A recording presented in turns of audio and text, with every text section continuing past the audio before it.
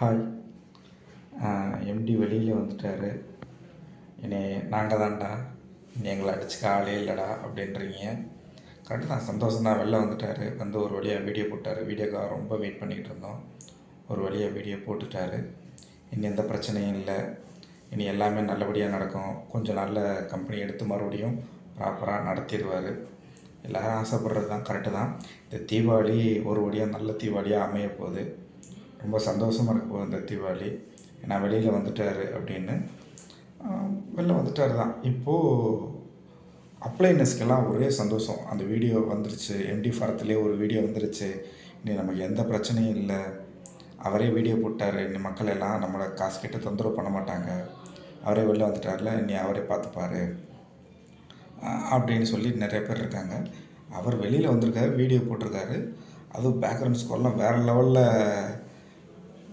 Video போட்டிருக்காரு. அவர் வெளில வந்திருக்காரு. ஆனால் அவர் அக்கௌண்ட் இன்னும் வந்து ஃப்ரீஸில் தான் இருக்குது. அக்கௌண்ட் எதுவுமே இன்னும் ஓப்பன் ஆகலை. அக்கௌண்ட்டை ஃப்ரீஸ் பண்ண அக்கௌண்ட்டெல்லாம் அவர் திரும்ப வாங்கணும். வாங்கும்போது 120 கோடியோ 124 கோடியோ என்னமோ தான் இருக்குது. முதல்ல அந்த 2 லட்சம் பேருக்கு பணம் போடுறதுக்கு 200 கோடி வேணும். ஸோ புது உறுப்பினர்கள் தயாராக இருந்துக்கங்க. நீங்கள் தான் பணம் கொடுக்கணும். 1,21,000 கொடுத்து பணம் நீங்கள் கட்டினா தான் பழைய உறுப்பினர்களுக்கு எல்லாம் பணம் கொடுக்க முடியும். பழைய உறுப்பினர் பணம் கொடுக்கணும். பாவங்களாக அவங்க ரொம்ப நாளாக காத்துட்ருக்காங்க. ஸோ அதனால் புது உறுப்பினர்கள் சீக்கிரமாக சேர்ந்து பணத்தை கொடுக்குறதுக்கு ரெடி ஆகிக்குங்க. அதுதான் நடக்க போகுது.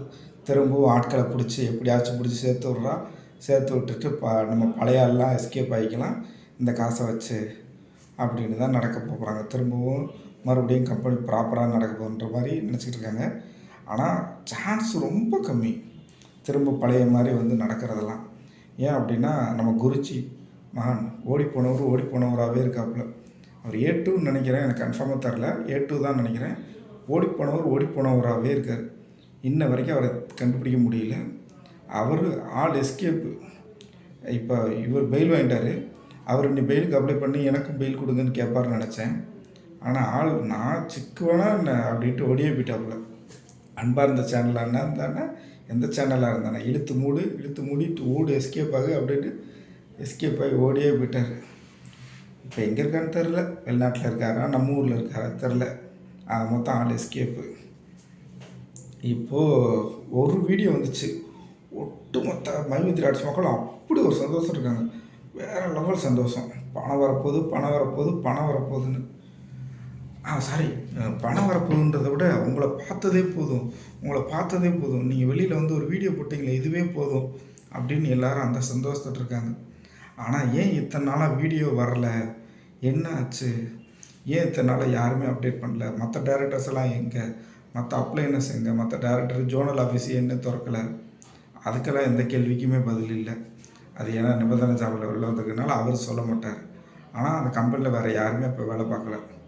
எம்டி மட்டும்தான் வேலை பார்க்குறாரு. ஒருத்தராக ஒரு கம்பெனி வச்சு நடத்திட்டு இருக்காரு. கம்பெனி கீழே டேரக்டர்ஸ் யாருமே இல்லை. அப்போ இருந்த டேரக்டர்ஸ்லாம் எங்கே, அவங்களாம் காணோம், ஓடி போயிட்டாங்க. எங்கே ஓடினாங்க தெரியல. இப்படியே தான் பொழுது உங்களுக்கு ஓடிக்கிட்டு இருக்கு. இப்போ அவர் வீடியோ போட்டார். இன்னும் ஒரு 10-15 நாள் கழித்து மறுபடியும் வந்து ஒரு வீடியோ போடுவார், ஐ ஆம் பேக் அப்படின்னு. இன்னும் ஏன்னா 10-15 நாள் அவர் ஸ்டேஷனில் கையெழுத்து போடுறது வரும். ஸோ டெய்லி 10:30 போய் கையெழுத்து போடணும். ஸோ அந்த வேலையை அவர் பார்த்துக்கிட்டு இருப்பார், பிஸியாக இருப்பார். இங்கிட்ட நீங்கள் எப்பொழுதும் போல் டவுன்லைனர்ஸ் வட்டி கட்டுற வேலையை பார்த்துக்கிட்டு இருக்க வேண்டியதான். எங்கெங்கெல்லாம் கடை வாங்கியிருக்கீங்களோ நீங்கள் வட்டி கட்டுற வேலையை பாருங்கள்.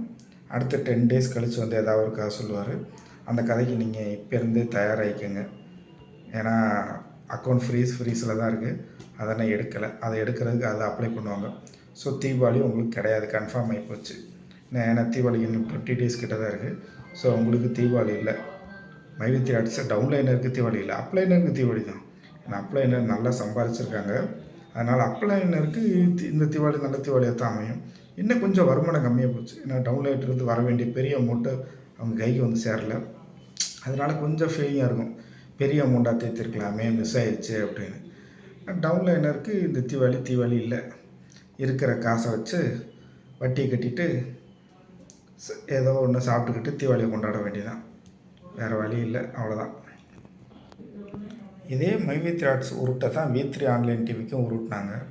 அங்கே 141 கண்ட்ரியில் வச்சுருந்த பிஸ்னஸ்ன்னு சொன்னாங்க. இது இந்தியாவுக்குள்ளே மட்டும்தான் இருக்குது இந்த பிஸ்னஸ்ஸு.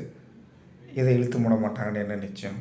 இப்போ தெலுங்குலலாம் ஓடிக்கிட்டுருக்கு. வெளில வந்துட்டார், வீடியோ போட்டுட்டார், வீடியோவில் என்ன சொல்லியிருக்காருன்னு சொல்லி தெலுங்கில் அதை டப்பிங் பண்ணி அந்த வீடியோ அங்கே ஓடிக்கிட்டு இருக்கு. ஏன்னா அங்கே தமிழில் வீடியோ போட்டதுனால தெலுங்குக்காரங்களுக்கு புரியல. ஸோ தெலுங்கில் அந்த வீடியோ டப்பிங் பண்ணி தெலுங்கில் என்ன சொன்னார் அப்படின்றது நியூஸை போட்டுட்டு அங்கே ஒரே சந்தோஷத்தில் இருக்காங்க தெலுங்குலேயும். வாவ், நம்ம தலைவன் வந்துட்டார், வெளில வந்துட்டாருன்னு சொல்லி கமெண்ட்ஸில் பார்க்கலாம். அப்படி ஒரு சந்தோஷத்தில் இருக்காங்க. பிரச்சனையே இல்லை, என்ன நமக்கு காசு, எல்லா காசும் நமக்கு திரும்ப வந்துட போகுதுன்னு. காசு வரும்னு நம்பிக்கிட்டே இருக்க வேண்டியதுதான். ஆனால் காசு கொடுக்குறதுக்கு அங்கே வழி இல்லை. காசு இருந்தால் தானே அவர் தரப்போகிறாப்புல. அவர் தான் இருக்கிற காசெல்லாம் செலவாயிடுச்சுன்ற அளவுக்கு ஆகிப்போச்சு. திரும்ப கொடுத்துட்டேன்ற மாதிரி வந்துருச்சு. வெறும் 124 கோடி தான் இருக்குது அப்படின்றாங்க. பார்ப்போம். நான் அடுத்த வீடியோ 15 நாள் கழித்து வரும். அது வரைக்கும் எம்டி ஃபார்ம் சேனலை ரீஃப்ரெஷ் நீங்களும் பண்ணுங்கள். நானும் பொழுது போல் எனக்கும் நானும் உட்காந்து ரீஃப்ரெஷ் பண்ணிக்கிட்டே இருக்கேன். அடுத்து எப்போ வீடியோ போடுவார்னு. ஆப் இப்போதைக்கு ஒர்க் ஆகலை. கேட்டால் ஆப்புக்கு வந்து ஒரு புதுசாக ஒரு ரீசன் சொன்னாங்க, சர்வர் டவுன்னு. அப்டேட் பண்ணிக்கிட்டு இருக்கோம் அப்படின்னு. அப்படியெல்லாம் ஒன்றும் பெருசாலாம் அப்டேட் பண்ண தேவையில்லைங்க. அப்டேட் பண்ணவே தேவையில்லை. ஏன்னா பேக்ரவுண்டில் ஒர்க் பண்ணிடலாம். டெவலப் பண்ணிவிட்டு டெஸ்டிங் பண்ணி முடிச்சுட்டு எப்போ உங்களுக்கு தேவையோ அதை உடனே இமீடியட்டாக அப்டேட் பண்ணலாம். அப்டேட் பண்ணி வித்தின் ½ hour 1 hourலேயே அப்கிரேட் பண்ணிடலாம். அடுத்து புது வெர்ஷன் அப்டேட் கேட்கும். அப்டேட் கொடுத்தீங்கன்னா அப்டேட் ஆகிரும். அவ்வளோதான், வேலை முடிஞ்சிச்சு. இதுக்கு உட்காந்துட்டு சர்வர் ஃபுல்லாக மாற்றணும் அந்த மாதிரி எந்த ஒர்க்குமே இல்லை. ஆப்பு தான். ஆப்பை டெவலப் பண்ணிவிட்டு டெஸ்ட் பண்ணிவிட்டு பர்ஃபெக்டாக ஒர்க் ஆகுதுன்னா அப்படியே ரிலீஸ் பண்ணிட்டு போயிட்டே இருக்கலாம். இது ஏதோ பெரிய இது மாதிரி மெயின்டெனன்ஸ் போகுது அப்படியெல்லாம் எந்த மெயின்டெனன்ஸும் பண்ண தேவையில்லை. ஏன்னா நான் பார்த்த வரைக்கும் எனக்கே தெரியும் இதெல்லாம் எப்படி நடக்கும் அப்படின்னு. ஸோ அந்த மாதிரிலாம் எதுவும் நடக்க தேவையில்லை. சும்மா உங்களுக்கு பொழுது போகலை, ஆப்பை அப்போதைக்கு டவுன் பண்ணி வைப்போம்.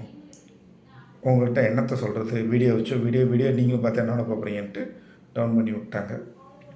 என்ன அடுத்து ஜோனல் ஆஃபீஸ் எப்போ திறப்பாங்கன்னு பார்க்கலாம். 10 days லீவ் விட்டுருந்தாங்க. அந்த 10 daysன்றது இது வரைக்கும் ஒரு 40 days 50 days கிட்ட ஆயிடுச்சுன்னு நினைக்கிறேன். அந்தளவுக்கு ஆகிப்போச்சு. ஆனால் இன்ன வரைக்கும் ஜோனல் ஆஃபீஸை திறக்கல. எப்போ திறப்பாங்கன்னு பார்ப்போம். பாய்.